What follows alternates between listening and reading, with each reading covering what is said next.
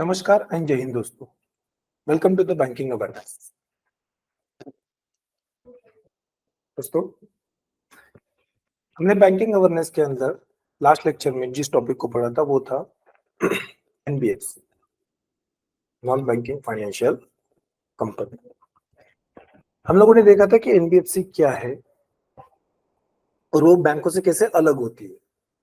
तो बेसिकली हमने बैंक और एनबीएफसी दोनों के बीच का डिफरेंस यहाँ पे अच्छे से समझा था लास्ट लेक्चर में। आज हम जिस टॉपिक को पढ़ेंगे आईबीसी, बट लास्ट लेक्चर में क्या पढ़ा था बस उसका एक छोटा सा क्विक रिकैप देता हूँ आपको कि होता क्या है वहां पे। So NBFC stands for non banking financial companies. ये ऐसी संस्था है, these are financial institution which behave like a bank. ये बैंक की तरह बिहेव करती है, लेकिन इनको बैंक नहीं कहेंगे, इनको हम नॉन बैंक कहेंगे। और ये अलग अलग टाइप्स की नॉन बैंक होती है वहां पे। अब इनको नॉन बैंक क्यों कहा जाता है, तो सिंपल उसका रीजन मैंने बताया था कि जब आरबीआई किसी फाइनेंशियल इंस्टीट्यूशन को बैंकिंग लाइसेंस नहीं देगा तब उसको नॉन बैंक कहेंगे। जिस फाइनेंशियल इंस्टीट्यूशन को आरबीआई बैंकिंग लाइसेंस देगा तो वो बैंक कहलाएगी। तो बैंक और नॉन बैंक में अंतर क्या है कि बैंक्स के ऊपर ज्यादा स्ट्रिक्ट रेगुलेशन होते हैं, जबकि नॉन बैंक्स के ऊपर उतने स्ट्रिक्ट रेगुलेशन नहीं होते। Yes, of course RBI he regulator है दोनों जगह पे। Reserve bank of India is regulator for banks and non banks. लेकिन आरबीआई के जो रेगुलेशन है वो एनबीएफसी के ऊपर वो काफी कम होते कंपेयर टू द बैंक्स। ठीक है, तो जो बैंक्स होते हैं वो ज्यादा स्ट्रिक्ट रेगुलेशन में होते हैं, क्योंकि बैंक्स के अंदर डिपॉजिटर्स का पैसा आता है। बैंक्स जो प्राइमरी पैसे रिसीव करते हैं, जो प्राइमरी सोर्स ऑफ फंड है बैंक के अंदर वो है डिपॉजिट्स, और एनबीएफसी के अंदर वो नहीं है। तो एनबीएफसी के अंदर प्राइमरी सोर्स ऑफ फंड क्या है, तो बॉन्ड्स, डिबेंचर, शेयर्स, यहां से पैसा आता है एनबीएफसी के अंदर। सो दैट्स व्हाई एनबीएफसी और बैंक्स के रेगुलेशन में हमको डिफरेंस दिखाई देता है। जहां पे बैंक्स के लिमिटेशंस आएंगे इन्वेस्टमेंट करने के लिए, वहां पे एनबीएफसी आ गया कि इन्वेस्टमेंट करेगी। दैट्स व्हाई एनबीएफसी को हमने अलग तरीके से मेंटेन किया है। एनबीएफसी जो है वो कंपनीज एक्ट के तहत रेगुलेट की जाती है, जबकि बैंक जो है वो बैंकिंग रेगुलेशन एक्ट 1949 के तहत रेगुलेट किए जाते। तो अलग अलग तरीके से रेगुलेशन भी है इन लोगों का। फिर मैंने आपको बेसिक डिफरेंस बताया था कि एनबीएफसी और बैंक में डिफरेंस क्या होता है, कि जो एनबीएफसी होती है वो एनबीएफसी डीआईसीजीसी के कवर के अंदर नहीं आती। DICGC deposit insurance credit guarantee corporation of India, तो डीआईसीजीसी का कवर एनबीएफसी को नहीं मिलता है, जबकि बैंक्स को मिलता है। मतलब अगर बैंक डूब जाएगी तो बैंक के अंदर जो भी डिपॉजिट रखे गए उन डिपॉजिट्स के ऊपर इंश्योरेंस अप टू 5 लाख रुपए, ये इंश्योरेंस प्रोवाइड करने का काम कौन करेगा, डीआईसीजीसी। अब ये बैंक्स को मिलेगा, एनबीएफसी को नहीं मिलेगा। इसके अलावा हमने देखा था NBFC are not part of payment and settlement system. तो जो पेमेंट एंड सेटलमेंट सिस्टम है उसका हिस्सा एनबीएफसी नहीं है। इसलिए हम देखते हैं कि एनबीएफसी चेक जो होते हैं ना उनको इशू नहीं कर सकती, उनको एक्सेप्ट नहीं कर सकती। तो NBFC can not accept cheques, can not issue cheques because it's not part of under payment and settlement system. जबकि बैंक जो होती है वो पेमेंट एंड सेटलमेंट सिस्टम के एक हिस्सा है, इसलिए वहां पे चेक या फिर जो भी पेमेंट एंड सेटलमेंट सिस्टम के अंदर ट्रांजेक्शन है सारे यहाँ पे कंडक्ट किए जा सकते हैं। इसी तरीके से हमने और एक मेन डिफरेंस देखा था कि एनबीएफसी डिमांड डिपॉजिट एक्सेप्ट नहीं कर सकती है, जबकि बैंक्स डिमांड डिपॉजिट एक्सेप्ट कर सकती है। अब एनबीएफसी के अंदर डिमांड डिपॉजिट नहीं एक्सेप्ट किए जाएंगे, मतलब सेविंग्स अकाउंट नहीं खुल सकता है, इसलिए एनबीएफसी क्रेडिट क्रिएशन नहीं कर सकती। NBFC can not create credit, जबकि बैंक्स क्रेडिट क्रिएशन कर सकती है वहां पे। तो इस तरीके से हमने डिफरेंस देखा था लास्ट लेक्चर के अंदर। तो एनबीएफसी और बैंक दो अलग अलग संस्थाएं हैं। सीआरआर एसएलआर की अगर मैं बात करूंगा, रिजर्व रेशो, तो बैंक्स के लिए वो मैंडेटरी होते हैं, जबकि एनबीएफसी के लिए सीआरआर एसएलआर मैंडेटरी नहीं होते। ठीक है ना, उनके लिए वो रिक्वायरमेंट नहीं होती है। उसके अलावा हमने देखा था कि प्रायोरिटी सेक्टर लेंडिंग बैंक्स को लगती है और एनबीएफसी को प्रायोरिटी सेक्टर लेंडिंग के टारगेट्स अप्लाई नहीं होते। तो इस तरीके से हमने देखा कि एनबीएफसी और बैंक्स दो अलग अलग तरीके के। अगर हम सर्विस भी देखेंगे तो banking services are different than the NBFC services. Yes, there are many more services which are common in between them, जैसे कि लेंडिंग, कर्जा देना, देन आपका करेंसी एक्सचेंज करवा देना, देन बिल डिस्काउंटिंग करना। ये बहुत सारे ऐसे फंक्शन है जो एनबीएफसी और बैंक्स में कॉमन है। वहां पे। But here are the differences जो एनबीएफसी और बैंक के अंदर देखी जाते हैं कि ये कुछ चीजें हैं जहाँ पे एनबीएफसी बैंक से अलग हो जाएगी। अंडरस्टूड? तो इस तरीके से एनबीएफसी और बैंक, इन दोनों के बीच का डिफरेंस हमने लास्ट लेक्चर में पढ़ा था। लास्ट लेक्चर में मैं आपको समझा था कि क्रेडिट क्रिएशन क्या होता है, वो भी टॉपिक हमने देखा था। It's a very very important topic into the banking awareness, credit creation. तो क्रेडिट क्रिएशन क्या होता है कि जब बैंक किसी को कर्जे देती है, लोन देती है, तब उस समय में बैंक डिमांड डिपॉजिट अकाउंट भी क्रिएट करते हैं। डिमांड डिपॉजिट मतलब बैंक मनी, इसको क्या कहोगे आप? Bank money. सो क्रेडिट क्रिएशन के अंदर मनी जनरेशन होता है। क्रेडिट क्रिएशन का क्या होता है? Money generation. अब ये जो क्रेडिट क्रिएशन की प्रोसेस है, ये बस बैंक्स कर सकती है, ये एनबीएफसी नहीं कर सकती, क्योंकि एनबीएफसी के अंदर डिमांड डिपॉजिट नहीं जनरेट होता है। मैंने लास्ट लेक्चर में आपको ये डिटेल प्रोसेस समझाई थी वहां पे कि कैसे क्रेडिट क्रिएशन क्रिएट होता है। उसके अलावा और एक चीज है कि जो बैंक्स है, वो बैंक्स फ्रैक्शनल रिजर्व सिस्टम पे काम करती है,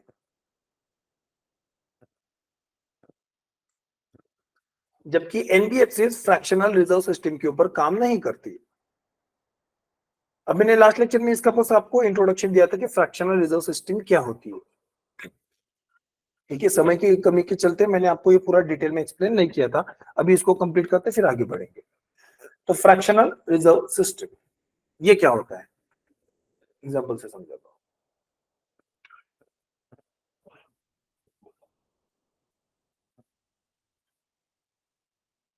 fractional reserve system, fractional reserve system मतलब गाइस एक सिंपल ऐसी प्रोसेस है जहां पे बैंक के पास जितना डिपॉजिट आया, वो डिपॉजिट का एक हिस्सा मतलब फ्रैक्शन वो रिजर्व के नाम पे सेव करेंगे। ठीक है, और बचा हुआ हिस्सा क्या करेंगे? वो लेंडिंग के लिए यूज करेंगे, मतलब कर्जे में दे देंगे। जैसे फॉर एग्जांपल रिजर्व जब हम कहते हैं तब हम सीआरआर, एसएलआर, इन रिजर्व्स की बात कर रहे हैं। इनके अलावा भी और रिजर्व हो सकते हैं, but these are mandatory reserves which bank need to keep with. तो सीआरआर, एसएलआर, आज के समय में सीआरआर है आपका 4.5% और एसएलआर है 18%, कुल मिला के हो गया 22.5%। ठीक है, अभी मैं टोटल की बात करूंगा, रिजर्व कहूंगा तो सीआरआर एसएलआर सेपरेटली नहीं डिस्कस करेंगे आप।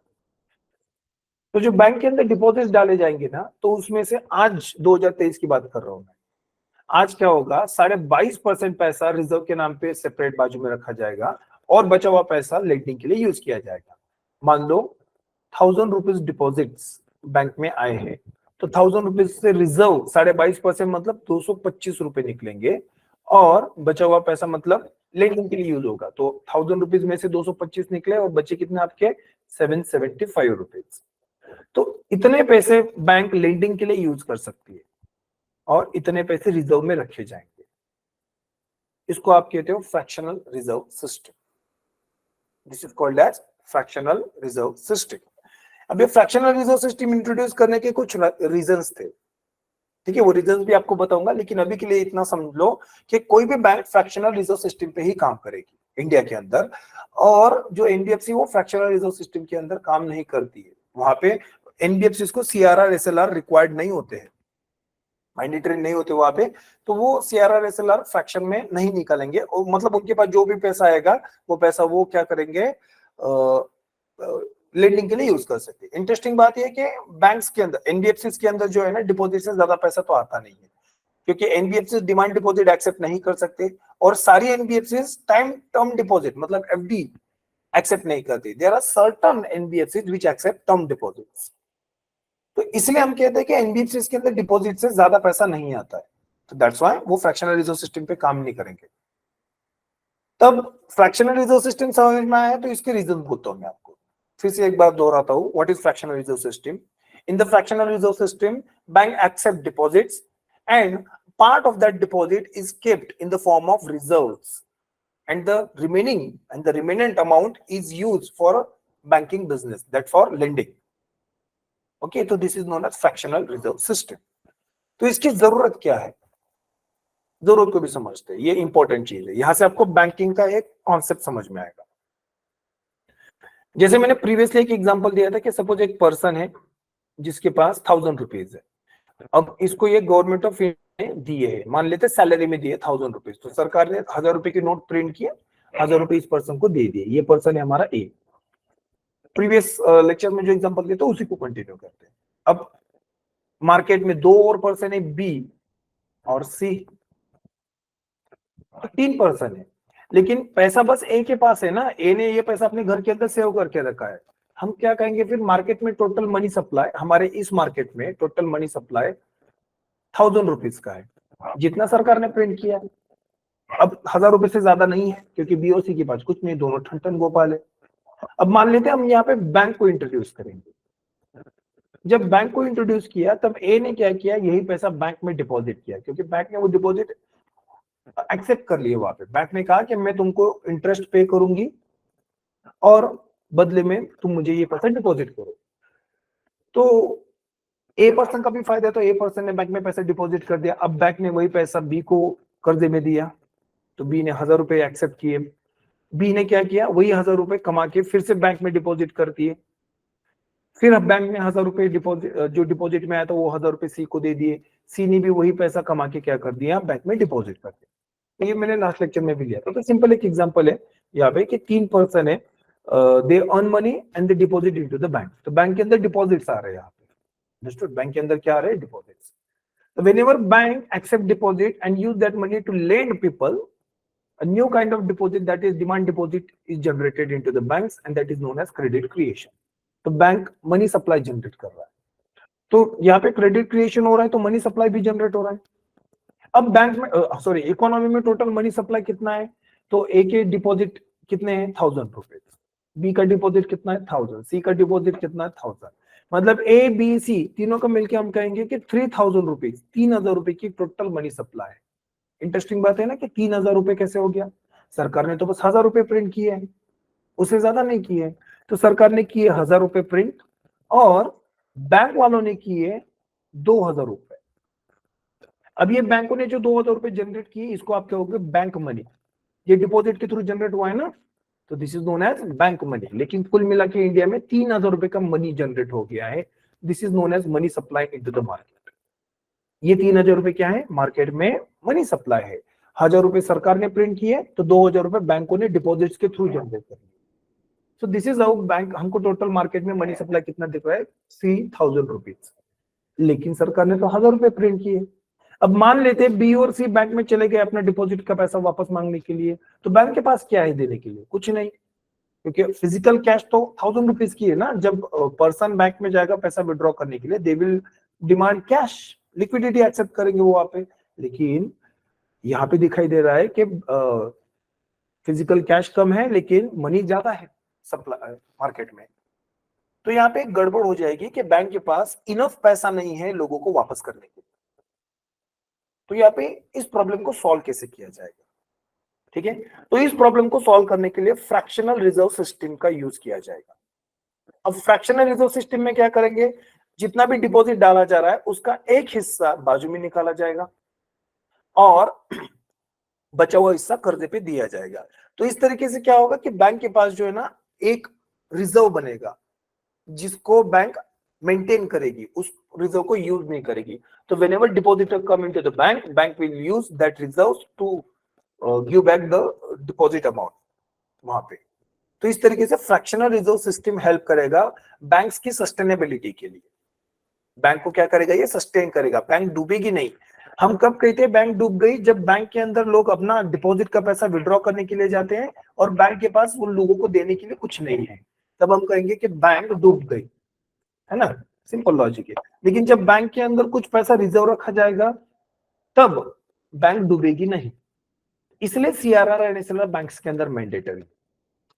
अब ये सीआरआर एंड एसएलआर जो मतलब रिजर्व्स है, ये बस बैंक्स को सस्टेन करने के लिए हेल्प करेंगे क्या, तो नहीं, इससे और एक यूज होता है कि यहां से बैंक क्या करेगी, मतलब reserve bank of India particularly India में मनी सप्लाई को कंट्रोल कर सकती है।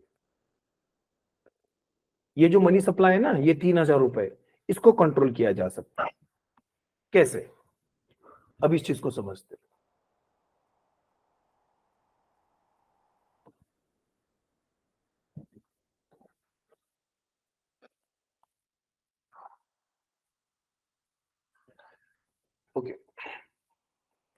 अब गाइस ये जो मैंने एग्जांपल दिया है, इस एग्जांपल के अंदर मैंने 3 लोगों को कंसीडर किया है, ए बी सी। मैं चाहूं तो इसमें डी ई एफ ऐसे करके इन्फिनिटी तक लेके जा सकता हूँ। मतलब बैंक के पास 1000 रुपए डिपॉजिट है, बैंक ने 1000 रुपए डिपॉजिट कर्जे में दे दिए, फिर डिपॉजिट है, फिर कर्जे में दे दिया, फिर डिपॉजिट है, फिर कर्जे में दे दिया। तो इस तरीके से बैंक तो infinity amount of money supply generate कर सकती है। तो अगर मनी सप्लाई इनफाइनाइट अमाउंट में जनरेट हो जाएगा तो उससे मार्केट में इन्फ्लेशन बढ़ जाएगा। उससे क्या बढ़ेगा? इन्फ्लेशन। और मार्केट में इन्फ्लेशन बढ़ गया तो मार्केट डिस्ट्रॉय हो जाएगा। तो हमारे मार्केट में पैसा जितना ज्यादा होगा ना, उतना ज्यादा क्या हो जाएगा? इन्फ्लेशन। और इन्फ्लेशन से क्या हो जाएगा? वहां पे मार्केट डिस्ट्रॉय हो जाएगा। तो इस मनी सप्लाई को रेगुलेट करना पड़ेगा।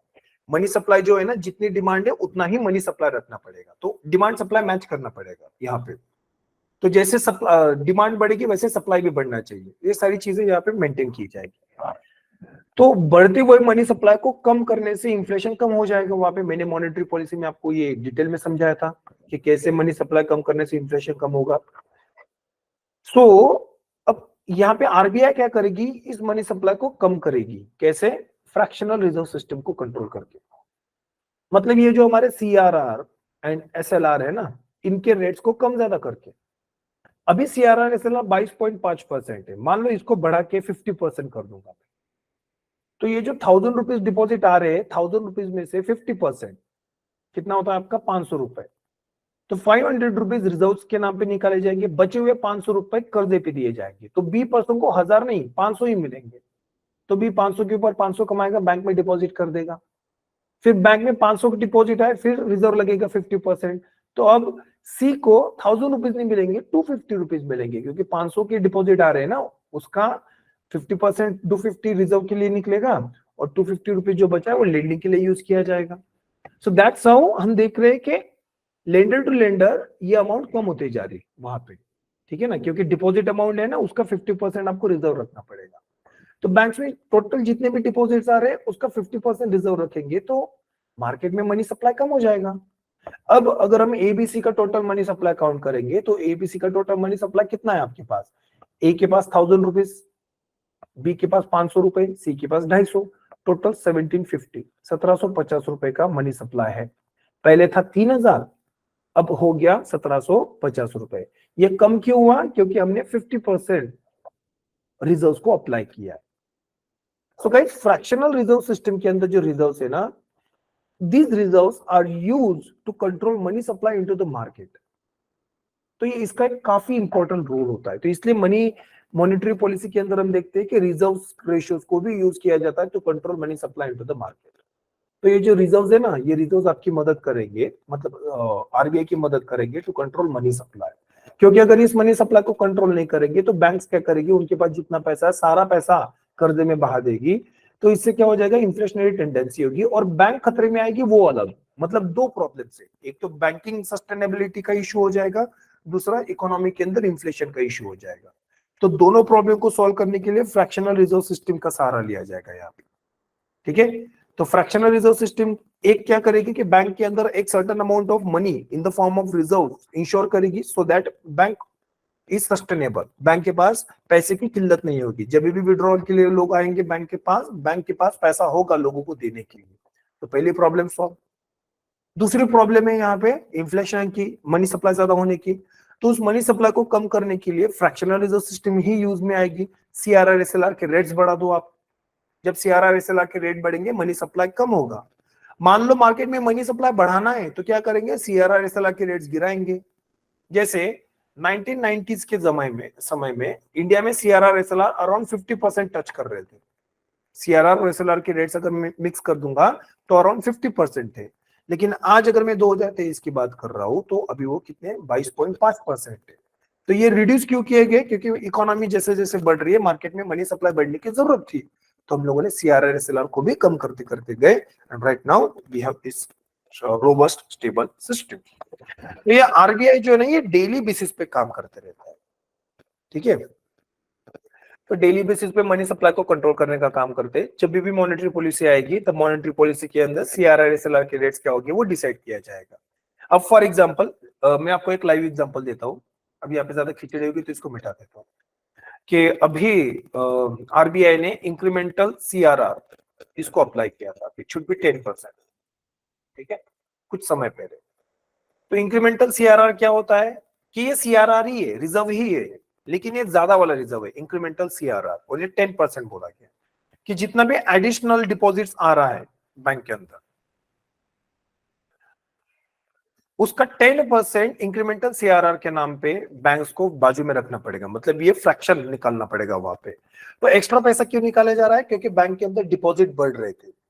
हम सबको पता है कि मई के महीने में, आई थिंक 19th में, if I am not wrong, कि मई महीने में आरबीआई ने 2000 रुपए की नोट को विड्रॉ करने की नोटिफिकेशन इशू की थी कि 2000 के नोट आप बैंक में जमा कर दो, बदले में दूसरी करेंसी एक्सेप्ट कर लो। तो यहाँ पे क्या हो गया, बैंक के अंदर मनी सप्लाई बढ़ गया, लोगों ने धनाधन 2000 रुपए की नोट वापस करना शुरू कर दिया। अभी के लिए स्टेटस ये कि 97% of the total value of 2000 rupees note is withdrawn from the market. कुछ तो भी 3.25 लाख के अराउंड टोटल वैल्यू थी 2000 रुपए के नोट्स की, अब वो बच के अंडर 10,000 हो गई है, बिलो 10,000। तो मतलब 97% 2000 रुपीज की नोट विड्रॉ हो गई है, बचा हुआ थोड़ा बहुत हिस्सा है वो भी विड्रॉ हो जाएगा। अब ये 2000 रुपए की नोट जब बैंक के अंदर विड्रॉ हो रही तो बैंक्स के अंदर मनी सप्लाई बढ़ गया, तो इस मनी सप्लाई को कम करना जरूरी है, otherwise it may lead to the inflation. अब ये पूरी एक डिटेल थीसिस है, ये मैंने मॉनेटरी पॉलिसी में समझाया था। अभी के लिए बस इतना याद रखो कि न्यूज क्या चल रही है। तो इंक्रीमेंटल सीआरआर अप्लाई कर दिया अप टू 10%। अभी आरबीआई ने रिसेंटली ये कहा है कि हम इसको फेज मैनर में स्टेप बाय स्टेप रिड्यूस करेंगे। कैसे करेंगे वो आरबीआई डिसाइड करेगी, वो सर्कमस्टांसेस को देखेंगे और अकॉर्डिंगली इंक्रीमेंटल सीआरआर को कम किया जाएगा, एक समय बाद उसको बंद भी किया जाएगा। तो अभी रिसेंटली इंक्रीमेंटल सीआरआर अप्लाई किया गया। तो ये इंक्रीमेंटल सीआरआर क्या है? ये रिजर्व तो है, व्हाट इज दिस रिजर्व, और इसका यूज क्यों, क्या किस काम के लिए हो रहा है? मनी सप्लाई को रिड्यूस करने के लिए। So this is how incremental CRR is use, मतलब रिजर्व यूज किए जाते हैं बैंक्स की तरफ से। तो गाइस फ्रैक्शनल रिजर्व सिस्टम इसके लिए इंपॉर्टेंट है, फ्रैक्शनल रिजर्व सिस्टम। तो जो फ्रैक्शनल रिजर्व सिस्टम है उसके दो फायदे, वो दो फायदे आपको याद रखना। पहले समझ लो कि फ्रैक्शनल रिजर्व सिस्टम क्या है, कि जितने भी डिपॉजिट्स आएंगे, डिपॉजिट्स का एक हिस्सा रिजर्व्स के नाम पे सेव किया जाएगा और बचा हुआ पैसा लेंडिंग के लिए यूज करेंगे, ठीक है। तो ये होता है आपका फ्रैक्शनल रिजर्व सिस्टम। अब इसका यूज क्या है? तो पहला यूज बैंकिंग स्टेबिलिटी। क्यों करना है? Banking stability. अगर बैंक के अंदर इनफ अमाउंट ऑफ रिजर्व्स होंगे तब डिपॉजिटर्स को पैसा देना आसान रहेगा, तो बैंक स्टेबल रहेगी। दूसरा यूज है control of money supply, controlling money supply,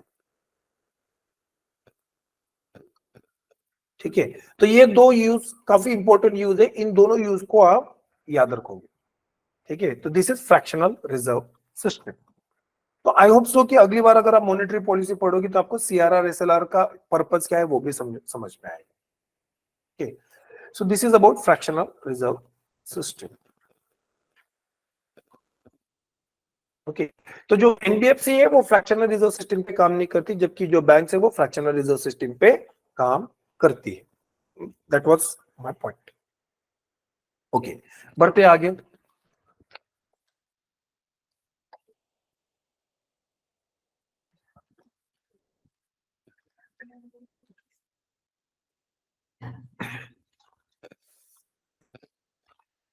insolvency and bankruptcy code, IBC stand for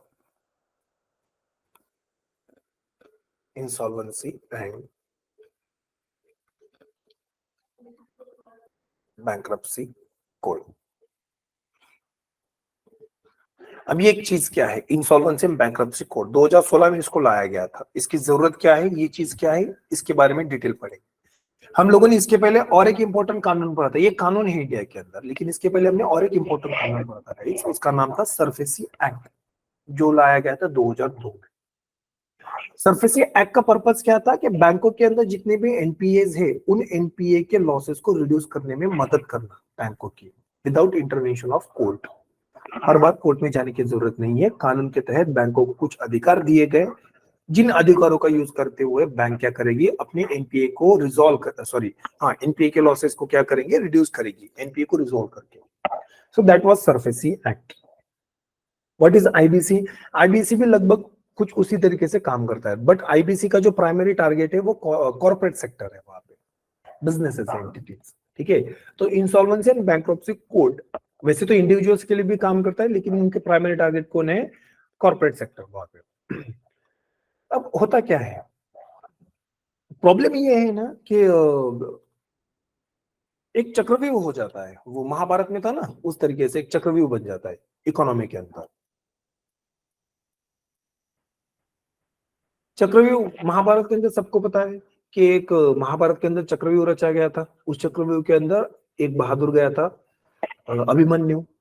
वो जा सकता था लेकिन वो बाहर निकल नहीं सकता था। जब वो बाहर निकल नहीं पाया तो चक्रव्यूह के अंदर ही अभिमन्यु की डेथ हो गई। तो इस तरीके का चक्रव्यूह इकोनॉमी में भी मिलता है आपको। मतलब आप किसी इकोनॉमी में एंट्री कर सकते हो, लेकिन इस इकोनॉमी से जब एग्जिट नहीं करोगे ना, तब आप भी डिस्ट्रॉय हो जाओगे वहां पे।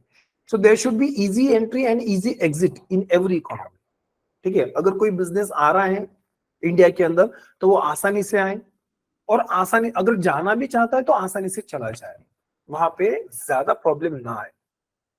अब कोई भी बिजनेस फालतू में नहीं जाएगा, कुछ रीजंस होते हैं कि उनका घाटा हो रहा है, वो प्रॉफिट नहीं कमा पा रहे, कुछ ना कुछ रीजन हो सकते हैं। तो इन रीजनों के कारण बिजनेस क्या कर सकते हैं कि वो वाइंड अपना बिजनेस वाइंड अप करके एग्जिट कर सकते हैं। बट जब वो एग्जिट नहीं कर पाते हैं ना, तब वो परेशानी का कारण बन जाते हैं उस पूरी इकोनॉमी के अंदर। वो बस बिजनेस का नुकसान नहीं है, वो पूरी इकोनॉमी का भी नुकसान है, बैंकिंग सेक्टर का नुकसान है, इकोनॉमी का नुकसान है, सबका नुकसान है उसके अंदर। तो दैट्स व्हाई ये जो चक्रव्यूह के अंदर एंट्री और एग्जिट है ना, ये स्ट्रीमलाइन होना चाहिए, आसान होना चाहिए। तो बस इसी चक्रव्यूह को तोड़ने के लिए, इसी चक्रव्यूह से बाहर निकलने की प्रोसेस को आसान करने के लिए एक तरीके से आईबीसी को बनाया गया है, insolvency and bankruptcy code. What is insolvency and bankruptcy code in a nutshell? that it allowed sick companies to resolve their debt or to liquidate their business। दो तरीके के ऑप्शन देगा ये, कि उनके जो भी कर्जे है, इंसॉल्वेंसी है, उस इंसॉल्वेंसी को रिजॉल्व कर सके, सुधार सके। अगर सुधार नहीं सकते हैं तो लिक्विडेट कर सके, मतलब जो भी बिजनेस है, जो भी एसेट्स है, उन सारे एसेट्स को बेचा जाए, पैसे लिए जाए, कर्जदारों के पैसे वापस करके इंडिया से निकल आ जाए। इंडिया मतलब ऐसा नहीं कि बस फॉरेनर्स के लिए, ये नॉर्मल इंडियन डोमेस्टिक बिजनेस के लिए वो उस चक्रव्यूह से बाहर निकल सके, है ना। अदरवाइज क्या हो जाता है कि जब ना रिजोल्यूशन होता है ना लिक्विडेशन होता है ना, तो उस चक्कर के अंदर क्या होता है, वो कंपनी तो ड्रैग होती ही होती है, उसके साथ उस कंपनी को कर्जा देने वाले लोग भी ड्रैग होते हैं, और उसके साथ पूरी इकोनॉमी ड्रैग होती है। तो इससे क्या हो जाता है, इकोनॉमी के अंदर एक फ्रिक्शन बढ़ जाता है, और जितना ज्यादा फ्रिक्शन होगा उतनी ज्यादा हिट होगी, और उससे क्या हो जाता है, इकोनॉमी के अंदर परेशानियां बढ़ जाती है। सिंपल है। तो there should be a lubrication, और वो लुब्रिकेशन को प्रोवाइड कर रहा है IBC, insolvency and bankruptcy code. तो ऐसी बात नहीं है कि आईबीसी कोई एक ब्रह्मास्त्र है और पहली बार इसको चलाया गया है, नहीं, इसके पहले भी कुछ कानून थे, जैसे सिख कंपनीज एक्ट वगैरह वगैरह, कंपनीज एक्ट है, सिख कंपनीज एक्ट है, ऐसे कुछ कानून थे। बट वो कानून आउटडेटेड हो गए, नए नए जमाने के नए चैलेंजेस थे, तो उन कानूनों को बदलाना जरूरी था। अब बस अमेंडमेंट करके कुछ चल नहीं रहा था, तो इसलिए नया कोड बनाया गया, उसको कहा गया इंसॉल्वेंसी एंड बैंक्रप्सी कोड। इसको लाया गया 2016 में, और उसके बाद इसको अप्लाई किया गया, और इसके कुछ बेनिफिट भी देखे गए, पहले से ज्यादा बेनिफिट देखे गए एक्चुअली, ठीक है। तो this is IBC, insolvency and bankruptcy code. तो अभी बस इसी आईबीसी को डिटेल में पढ़ेंगे कि ये इंसॉल्वेंसी क्या होती है, बैंक्रप्सी क्या होती है, कंपनी की परेशानियां क्या होती है, बैंकों की परेशानियां क्या होती है इसके अंदर, देन कैसे इस चीज को रिजॉल्व कर सकते हैं, कौन सा मैकेनिज्म दिया गया है। अब ये चीज ऐसी है ना कि ये अभी नई चीज है, इंसॉल्वेंसी एंड बैंक्रप्सी कोड 2016, मतलब ज्यादा भी पुरानी चीज नहीं है। तो इसलिए इससे रिलेटेड सवाल एग्जाम में फ्रिक्वेंटली देखे जाते हैं। इसलिए आईबीसी क्या है, हमको थोड़ा सा अच्छे से समझना जरूरी है। ओके, तो इंसॉल्वेंसी एंड बैंक्रप्सी कोड। तो what is this insolvency and bankruptcy code? तो insolvency and bankruptcy code 2016 IBC, ये एक फोरम है, it's a forum which oversee all insolvency and liquidation and financial proceeding for individuals, SMEs and corporates.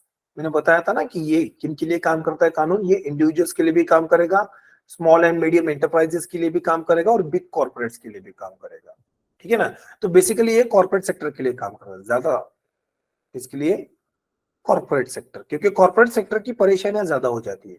Corporate sector 10-15 lakh का loan लेके काम नहीं करते ना, उनका सैकड़ों करोड़ का, हजारों करोड़ का कर्जा होता है। तो इसलिए कॉर्पोरेट सेक्टर के अगर कर्जे डूब रहे हैं, अगर वो कर्जे रिकवर नहीं हो पाएंगे तो क्या हो जाएगा, प्रॉब्लम्स और बढ़ जाएगी बैंकों की, और बैंकों के बाद पूरी इकोनॉमी की प्रॉब्लम बढ़ेगी वहां पे।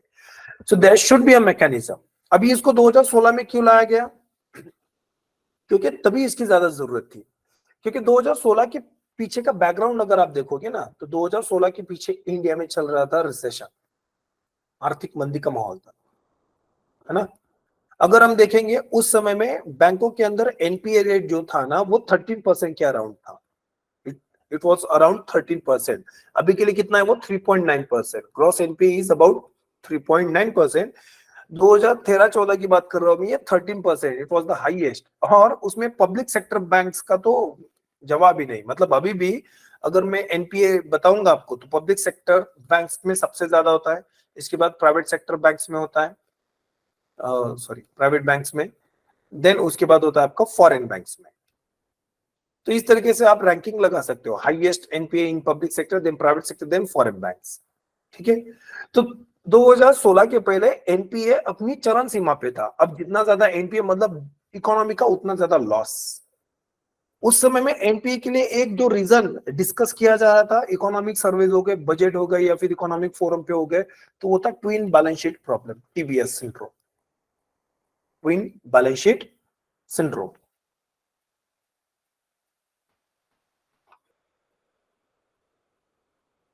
ट्विन बैलेंस शीट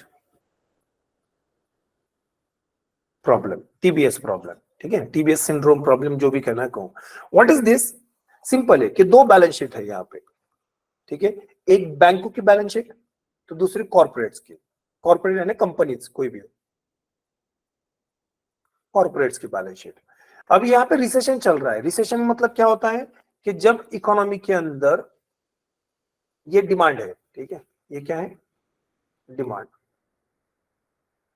जब इकोनॉमी के अंदर डिमांड कम होती है ना, तब हम उसको कहेंगे रिसेशन। जब डिमांड और ज्यादा कम हो जाएगी, तब हम उनको कहेंगे डिप्रेशन इकोनॉमी के अंदर। ठीक है, तो ये साइकिल है, ये फेज है इकोनॉमी के अंदर। In the recession phase we see that demand in the market is falling. When demand is falling, जब डिमांड गिरती रहती है ना मार्केट के अंदर, व्हेन डिमांड इज फॉलिंग, तब क्या होगा, तब प्रोडक्शन भी गिर जाएगा। प्रोडक्शन भी गिर जाएगा। जब प्रोडक्शन गिरेगा, तब एम्प्लॉयमेंट भी गिर जाएगी, एम्प्लॉयमेंट भी कम हो जाएगी। तो दिस इज रिसेशन फेज। इसलिए आप देखते होंगे कि हजारों की संख्या में कंपनी से वर्कर्स को निकाला जाता है। क्यों निकाला जाता है, रातों रात कंपनी को पता चलता है क्या कि नालायक लोगों को उन्होंने जॉब पे रख लिया है? ऐसा नहीं है। इसको कॉस्ट कटिंग कहते हैं, कॉस्ट कटिंग। कि जब मार्केट में डिमांड नहीं है, तो कंपनी को अपना प्रोडक्शन कम करना पड़ रहा है। जब प्रोडक्शन कम कर रहे हैं, मतलब प्रॉफिट भी कम हो रहा है। जब प्रॉफिट कम हो रहा है, तो प्रॉफिट बढ़ाने के लिए, प्रोडक्शन नहीं बढ़ रहा है ना, तो प्रॉफिट बढ़ाने के लिए कॉस्ट को कम करना चाहिए। और सैलरी कम करने से कॉस्ट कम हो जाएगी। सैलरी कम करने के लिए जॉब से निकाला जाता है वहां पे। तो इसलिए हम देखते हैं कि एम्प्लॉयमेंट भी कम हो जाती है। अभी रिसेंटली मैं सुन रहा था कि गूगल भी 12,000 एम्प्लॉयज को रिमूव करने की अभी प्रोसेस में एंट्री कर रहा है। रिसेशन का माहौल है ना ग्लोबली, वहां पे इंडिया में तो नहीं है अभी फिलहाल, तो ग्लोबली तो है। तो यहां से हमको क्या समझ में आता है कि जब रिसेशनरी टेंडेंसी होती है मार्केट के अंदर, जब मंदी वाला माहौल होता है मार्केट में, तब कॉर्पोरेट जो है ना प्रॉफिट कम कमाते हैं। तो मतलब उनकी बैलेंस शीट खराब हो रही है वहां पे, उनकी बैलेंस शीट खराब हो रही है। जब कॉर्पोरेट्स की बैलेंस शीट खराब होगी, तो वो बैंकों के ऊपर भी निगेटिव इम्पैक्ट जनरेट करेंगे ना, क्योंकि कॉर्पोरेट ने तो बैंकों से लोन लिया है।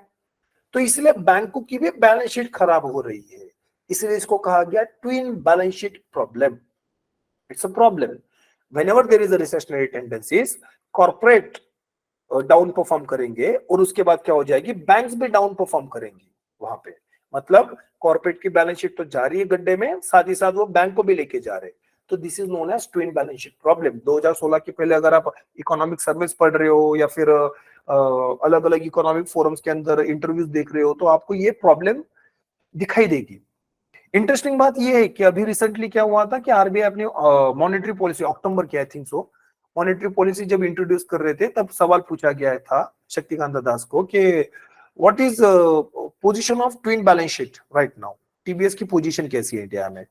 तो ही joyfully said that we are enjoying right now twin balance sheet, so we got advantage।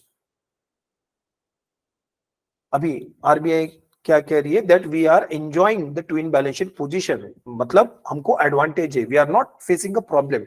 क्यों? क्योंकि अभी रिसेशनरी टेंडेंसी नहीं है ना, अभी तेजी वाला माहौल है, मतलब यहाँ पे इंडिया में डिमांड अच्छी खासी है और उसके कारण क्या हो रहा है, कंपनीज को काम करने में मजा आ रहा है, तो प्रॉफिट ज्यादा कमा रहे हैं, एम्प्लॉयमेंट भी बढ़ रही है, वहां पे प्रोडक्शन भी बढ़ रहा है, इसलिए इंडिया का ग्रोथ भी हो रहा है।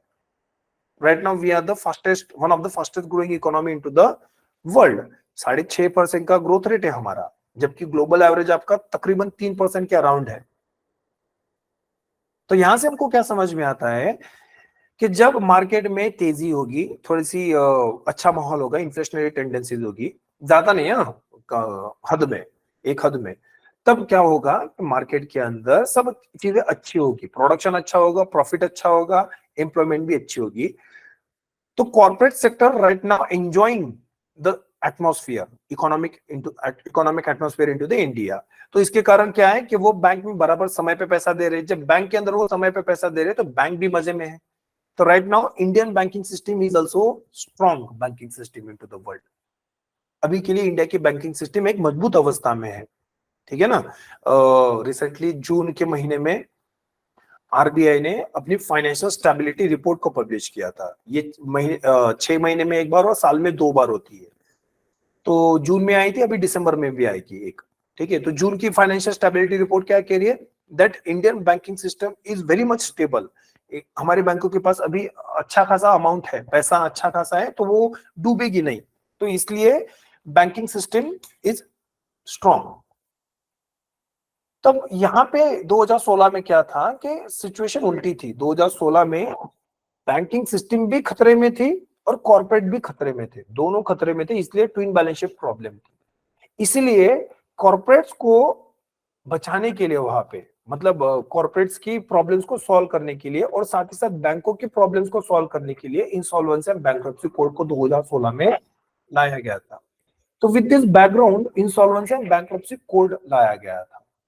अंडरस्टूड? तो सिंपल लॉजिक है यहाँ पे इंसॉल्वेंसी एंड बैंक्रप्सी कोड के अंदर कि जब कॉर्पोरेट सेक्टर के पास बैंकों को देने के लिए पैसा नहीं होगा तो बैंक भी मुश्किल में आएगी। तो बेटर वे कॉर्पोरेट सेक्टर की मदद करना चाहिए ताकि वो बैंकों की भी मदद कर सके। तो कॉर्पोरेट सेक्टर की मदद करने के लिए 2 तरीके हैं, एक तो उनकी बंद पड़ी कंपनी को चालू कर दो या फिर उनकी बंद पड़ी कंपनी को बेच दो, दोनों तरीके से पैसा आएगा और वो पैसा बैंकों को दे दो। इस तरीके से बैंकों की प्रॉब्लम सॉल्व हो सकती है, कंपनी की भी सॉल्व होगी, बैंकों की प्रॉब्लम सॉल्व होगी। Okay, so this is insolvency and bankruptcy code.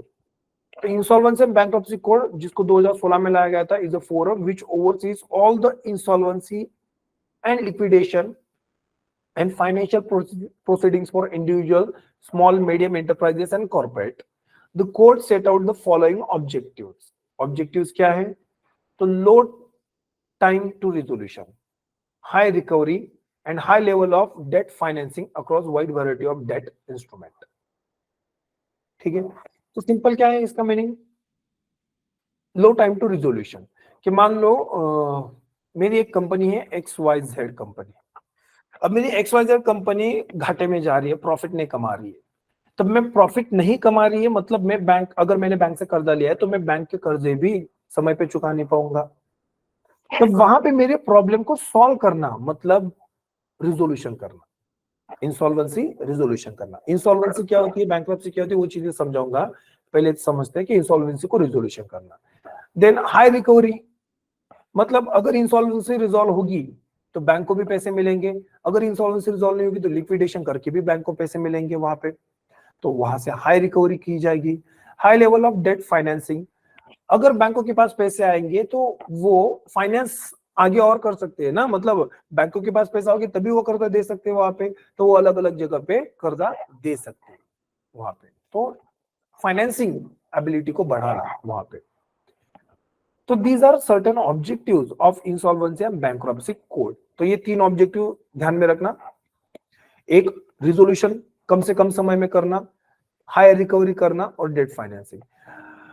अलग अलग संस्थाओं ने ये नोटिस किया है कि इंडिया के अंदर ऑन एन एवरेज रिजोल्यूशन के लिए 4 साल से ज्यादा समय लगता है, 4 ईयर और मोर, 4 साल से ज्यादा समय लगता है, क्योंकि बीच में कोर्ट्स भी आ जाते हैं, कभी कभी कोर्ट्स इंटरवीन कर जाएंगे आपकी, कभी रेगुलेशन ढंग से नहीं होगा तो रेगुलेशन की प्रॉब्लम हो सकती है वहां पे, ठीक है ना। देन वहां पे एक्सपर्ट्स नहीं होंगे तो एक्सपर्टीज की प्रॉब्लम होगी। तो there are multiple problems during resolution. तो इन सारी प्रॉब्लम को सॉल्व करते हुए हमको ये 4 साल का समय कम से कम करना है। तो लो टाइम रिजोल्यूशन, अगर हम बात करेंगे रिजोल्यूशन की, तो अगर वेस्टर्न कंट्रीज जैसे यूएसए यूके की बात करूंगा तो वहां पे अराउंड 1 to 1.5 ईयर्स, मतलब 1 से 1.5 साल लगता है रिजोल्यूशन करने के लिए अराउंड वहां पे, यूएसए और यूके जैसी कंट्रीज के अंदर। लेकिन इंडिया में वो 4 साल से ज्यादा का समय लग रहा है। तो इसीलिए ये एक प्रॉब्लम है। तो 4 साल के लिए घिसते जाओ उस कंपनी को भी, जिन बैंकों ने उन कंपनी को पैसा दिया, उन बैंकों को भी, और उनके अराउंड जो भी इकोनॉमी डेवलप हो रही है उस इकोनॉमी को भी। तो सारी चीजों को बस ड्रैग करते जाओ, घिसते ही जाओ 4 साल तक। तो उससे क्या हो जाता है, प्रॉब्लम बढ़ जाती है इकोनॉमी के अंदर। जितना ज्यादा समय लगेगा केसेस को सॉल्व करने के लिए, उतनी प्रॉब्लम्स बढ़ती जाएगी, पेंडेंसी बढ़ती जाएगी, और उससे रिकवरी भी कम हो जाएगी। अगर रिजोल्यूशन जल्दी होगा तो रिकवरी भी बढ़ जाएगी। अंडरस्टूड। तो these are objectives of insolvency and bankruptcy code, IBC. अब समझते हैं इंसॉल्वेंसी क्या है, ठीक है। It is a situation where individual और companies are unable to repay their outstanding date.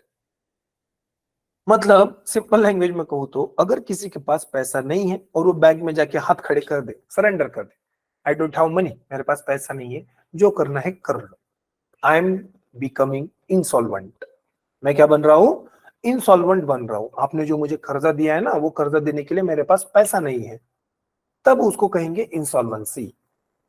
It is a situation where individuals और companies are unable to repay their outstanding debt. अब इसके अंदर विलफुल डिफॉल्टर को नहीं लाना, विलफुल डिफॉल्टर अलग चीज है।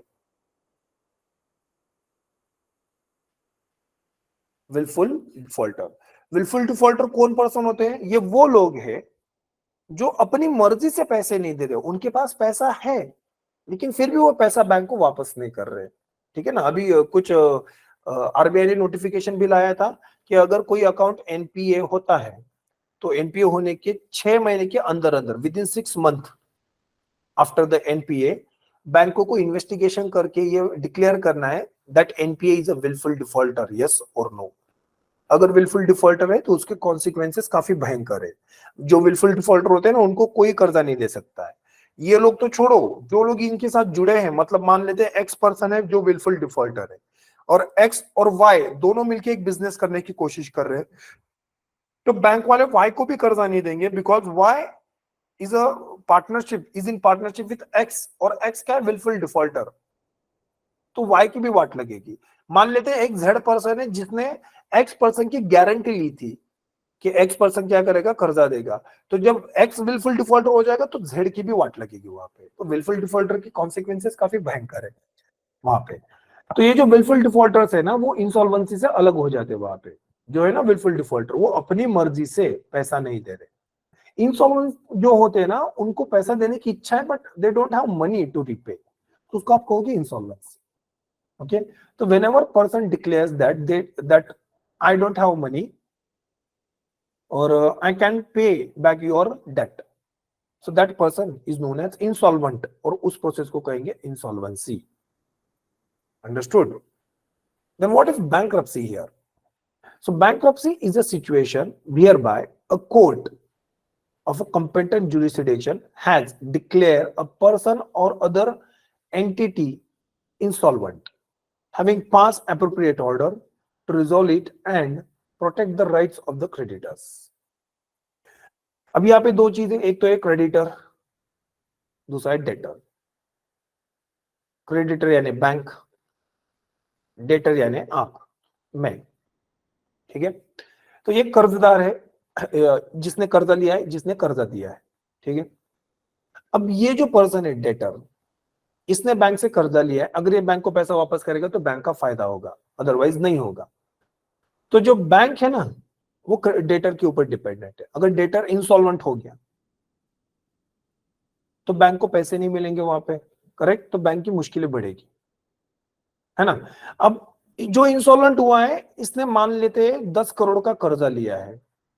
अब 10 करोड़ का कर्जा लेने के बाद अगर वो कह रहा है कि मेरे पास पैसे नहीं बैंक को देने के लिए, तो बैंक उनके एसेट बेचेंगी, तो सरफेसी एक्ट के अंदर बैंक एसेट बेचना स्टार्ट करेंगे। मान लो एसेट बेच के 5 करोड़ रुपए मिल रहे बैंक को, फिर भी 5 करोड़ रुपए बच रहे हैं, तो 5 करोड़ रुपए कैसे रिकवर होंगे, है ना। तो 5 करोड़ रिकवर होने चाहिए, तो उसके लिए कोर्ट आएगा सामने। कौन आएगा? Court, jurisdiction, competent jurisdiction, court आएगा। फिर कोर्ट के अंदर ये केस जाएगी, तब कोर्ट इस इंसॉल्वेंट पर्सन को पहले डिक्लेयर करेंगे बैंकरप्ट। तो when insolvent person is declared by court as a bankrupt, that is known as bankruptcy.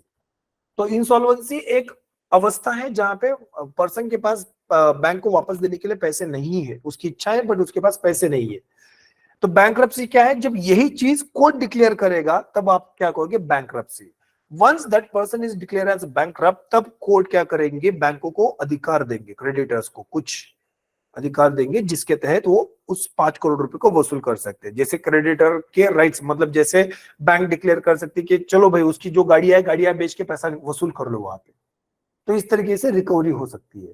तो इसलिए कोर्ट के अंदर जाके केसेस लड़े जाते हैं और इंसॉल्वेंट लोगों को बैंकरप्ट डिक्लेयर किया जाता है। Once they are declared as bankrupt, तो कोर्ट की मदद से वो अपनी रिकवरी की प्रोसेस स्टार्ट करते हैं, लेकिन इसके लिए काफी लंबा समय लगता है, एक लॉन्ग पीरियड लग जाता है, क्योंकि कोर्ट क्या है? तारीख पे तारीख, कभी जज की ट्रांसफर हो जाती है, तो कभी कुछ, तो कभी कुछ, तो कभी कुछ, तो इसके कारण क्या हो जाता है? वो लंबी प्रोसेस चल जाती है। So when an insolvent person is declared by a court, then उसको आप क्या कहोगे? Bankrupt person, ठीक है। So it's a legal declaration of one's inability to pay off debts. ये लीगल डिक्लेरेशन है। जब इंसॉल्वेंट कहा जा रहा है तब वो लीगली डिक्लेयर नहीं हुआ है, वो बस एक अवस्था है जिस अवस्था के अंदर उसने अपने आप को डिक्लेयर किया है कि मेरे पास पैसा नहीं है, मैं अपना पैसा वापस नहीं दे सकता हूँ। बैंकरप्सी ये लीगल प्रोसेस है जिसके तहत इस बात को माना जाता है और पब्लिकली डिक्लेयर किया जाता है, हाँ सामने वाले के पास पैसा नहीं है, तब हम उसको बैंकरप्ट कहेंगे। तो एक तरीके से आप समझ लो बैंकरप्सी एक लीगल टैग है। अगर कोई पर्सन बैंक को अपना पैसा वापस नहीं कर रहा है, तो लीगली कोर्ट के जरिए से उसके ऊपर जो टैग लगेगा वो बैंकरप्सी का, और मराठी त्याला दिवाळखोरी असं आपण म्हणतो की वो अब बैंकरप्ट हो गया है। Understood? So this is your bankruptcy. तो इंसॉल्वेंसी एंड बैंकरप्सी, ठीक है। तो हमारे कोर्ट का नाम क्या है? Insolvency and bankruptcy court. तो इसके अंदर दोनों चीजें डील की जा रही है। तो इसलिए मैंने कहा कि ये जो रिजोल्यूशन होता है ना, ये रिजोल्यूशन काफी इंपॉर्टेंट है। जो इंसॉल्वेंसी है उसको रिजॉल्व करना पड़ता है, ओके। आईबीसी के पहले कौन से कानून काम कर रहे थे? तो कंपनीज एक्ट 2013 था, मतलब 1956 का था, उसी को 2013 में अमेंड किया गया था। देन सिक इंडस्ट्रीज कंपनीज एक्ट सिका 1985। ये अलग अलग कानून थे जो सिक कंपनीज, जो कंपनीज अभी बर्बादी पे उतरी है, मतलब जिनका प्रॉफिट नहीं हो रहा है और वो बैंकों के पैसे भी वापस नहीं कर सकते ना, ऐसे कुछ कानून थे। So corporate bankruptcy and insolvency was covered in complex of multiple laws. बहुत सारे कानून थे, some of collective action and some for debt recovery, ठीक है। तो डेट रिकवरी और एक्शंस के लिए वो यूज किए जाते थे। अब यहाँ पे गड़बड़ क्या है कि आप लोगों को एक पता होगा था, ease of doing business, ease of doing business. World bank जो है ना, world bank ease of doing index निकालता था, अब आजकल नहीं निकालता है। आई थिंक 2020 या फिर 19 के बाद उन्होंने उसको पब्लिश करना बंद कर दिया है, but right now it is ceased. But ये ईज ऑफ डूइंग बिजनेस निकाला जाता था वर्ल्ड बैंक के through. What is this? Ease of doing business ये बताता है कि किसी भी देश के अंदर बिजनेस करना कितना आसान है, कितना मुश्किल है। अकॉर्डिंगली स्कोर मिलता था और अकॉर्डिंगली कंट्रीज की रैंकिंग होती थी। अब उस रैंकिंग के अंदर इंडिया काफी नीचे वाले पायदान पे, लो रैंकिंग पे होता था ईज ऑफ डूइंग बिजनेस के अंदर, ठीक है। अब वो अलग चीज है कि ईज ऑफ डूइंग बिजनेस को भारत सरकार भी गालियां देता था। भारत सरकार कहता था कि ease of doing business is not a comprehensive index but it's a flawed data. Flawed data क्यों? क्योंकि इंडिया के अंदर मुंबई और दिल्ली, ये दो शहरों के अंदर देखा जाता था कि बिजनेस करना कितना आसान है, और उसके आधार पे बोला जाता था कि पूरे इंडिया में बिजनेस करना कितना आसान है। तो भारत कहता था कि इनका सैंपल सर्वे ही कमजोर है वर्ल्ड बैंक का ईज ऑफ डूइंग बिजनेस के अंदर, इसलिए इंडिया की रैंकिंग कम है। बट ये भारत सरकार जो कह रही थी उसमें कुछ सच्चाई थी, लेकिन कुछ चीजें कवर अप हो रही थी। कवर अप होने वाली चीजें मतलब क्या है कि incapacity of India. Yes of course, India developing country, तो इंडिया में सारी चीजें अच्छे तरीके से रन नहीं हो रही थी, तो उसके कारण बिजनेस करना मुश्किल था। ठीक है, धीरे धीरे हम इंप्रूव कर रहे हैं उन सारी चीजों को। तो उन मुश्किलों में एक मुश्किल क्या थी? Multiple laws to recover debt. जो कंपनीज के डेट है ना, उन कंपनीज के डेट को रिकवर करने के लिए बहुत सारे लॉज काम कर रहे थे। अब जितने ज्यादा लॉज उतने ज्यादा कॉम्प्लिकेशंस बढ़ेंगे, जितने ज्यादा लॉज उतने ज्यादा कॉम्प्लिकेशंस बढ़ते जाएंगे। तो इन कॉम्प्लिकेशंस को रिड्यूस करने के लिए क्या करना पड़ेगा? हमको एक सेपरेट लॉ लाना पड़ेगा। There should be a single law which is unified as well as which is stratified. वहां पे सारी चीजें एकदम लेवल में लिखी होगी, एकदम स्ट्रीमलाइन की होगी, सारी चीजों की प्रोसीजर ढंग से की होगी, किसके क्या अधिकार है वो सब लिखा होगा।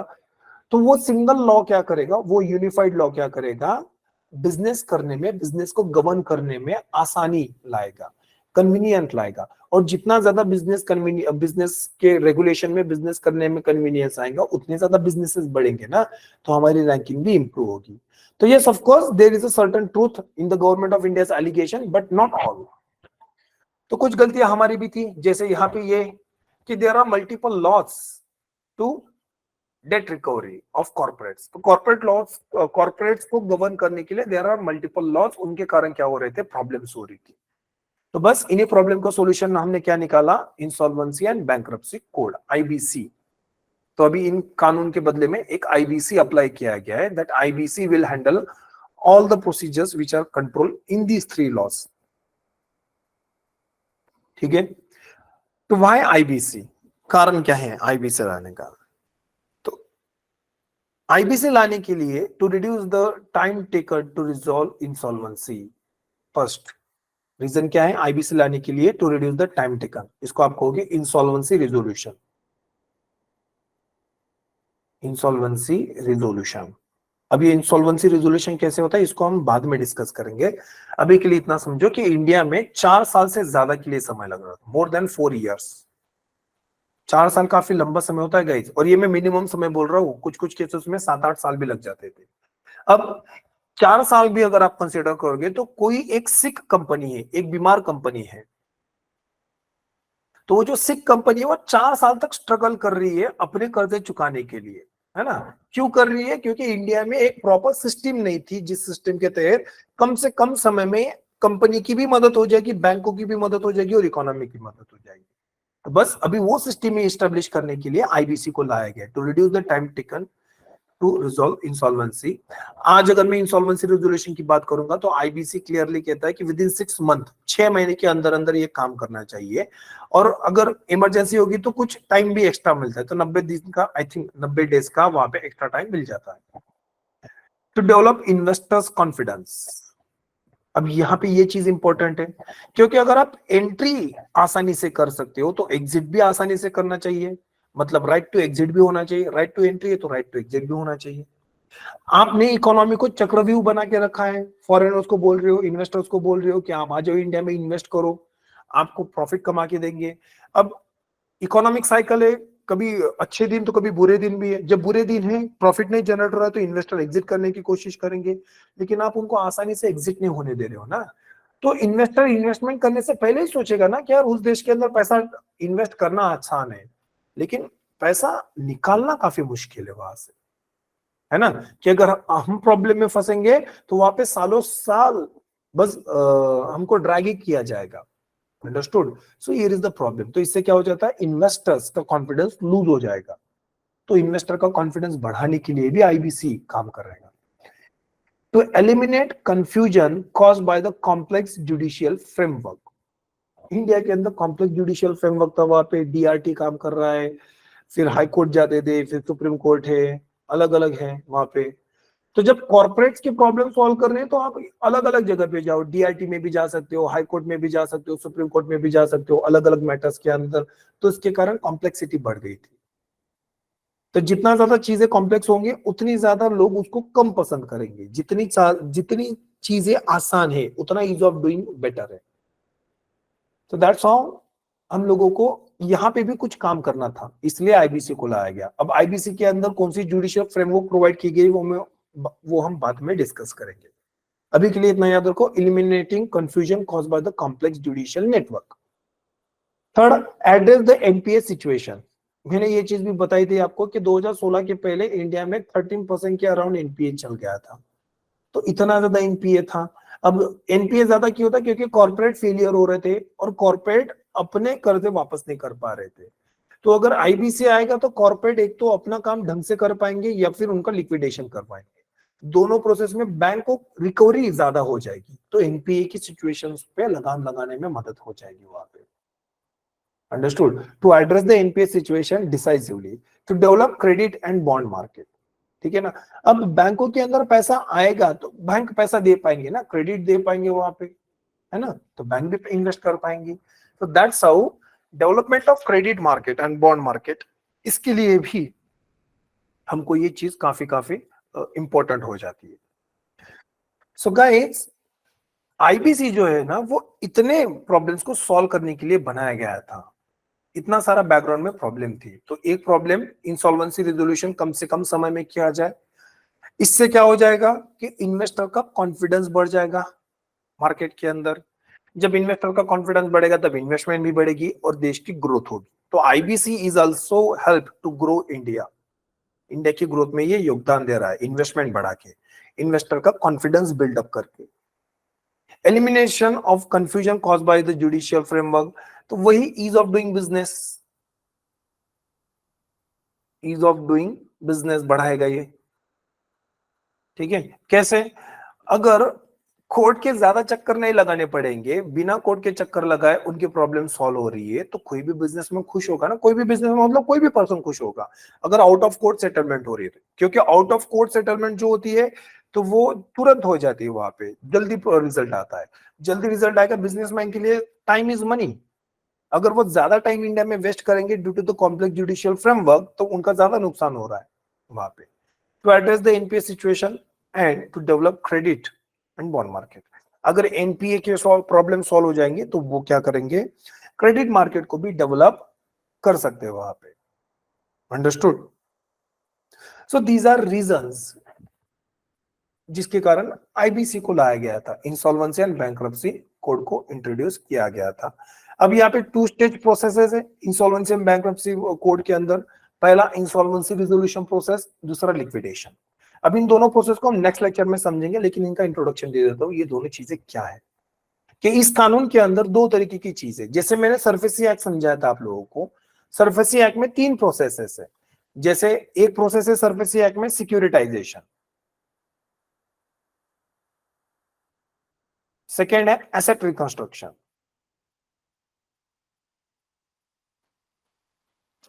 और थर्ड है वहां पे एनफोर्समेंट ऑफ सिक्योरिटी इंटरेस्ट।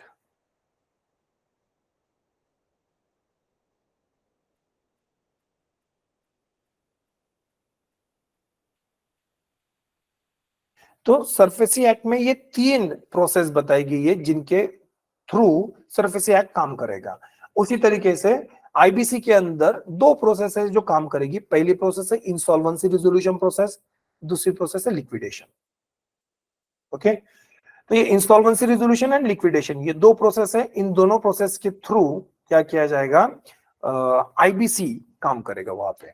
तो इंसॉल्वेंसी रिजोल्यूशन प्रोसेस क्या होते हैं? यहाँ पे क्या किया जाता है, जो भी इंसॉल्वेंट है कॉर्पोरेट, तो इंसॉल्वेंट कॉर्पोरेट जो है ना उसको सॉल्वेंट करने में मदद की जाएगी। मतलब मान लेते कि कोई बिजनेस है, अगर वो बिजनेस ढंग से काम नहीं कर रहा है, इसलिए प्रॉफिट नहीं कमा पा रहा है, इसलिए बैंक के पैसे नहीं चुका पा रहा है, तो वहां पे उस कंपनी को चलाने की कोशिश की जाएगी, उनका प्रॉफिट बढ़ाने की कोशिश की जाएगी, सो दैट वो बैंक का पैसा वापस कर सकेंगे।